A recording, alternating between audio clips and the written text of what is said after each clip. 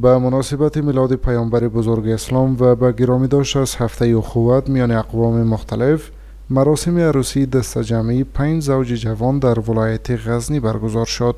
مسئولان برگزار کننده این محفل هدف از راه اندازی چنین برنامه ها را کاهش هزینه های سنگین مراسم عروسی، جلوگیری از رسم و رواج های ناپسند و تقویت روحیه برادری و اخوت در میان مردم عنوان کردند.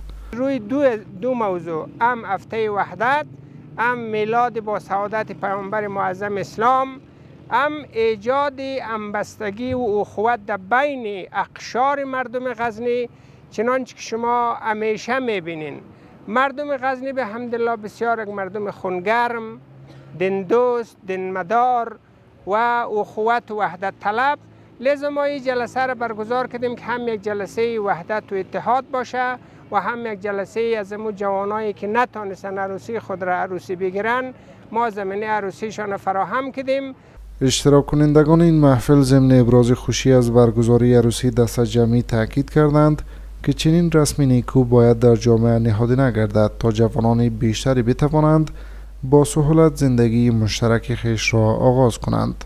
در جاهای گزافی که روی دست مردم میمانه که جوانای چی پسر چی دختر نمیتونه ازدواج کنه، خدا توفیق بده کمک کنه که این فرهنگ دوام پیدا کنه، این جوانا به ازدواج برسه به این راحتی و به این آسانی. ما امروز خیلی خوشحال هستم که در این مراسم شرکت کردیم. یک از فرهنگ‌های اسلامی دیرینه سابقه دار پابرجا بمانه. گبری دیگه عزیزان فامیلا جوانان میخواهیم که در این مراسم شرکت کنن. با گفته مسئولان محلی این چهارمین دور برگزاری عروسی دسته‌جمعی در سال روان و در مجموع 26مین دور از آغاز این روند در ولایت غزنی به شمار می رود.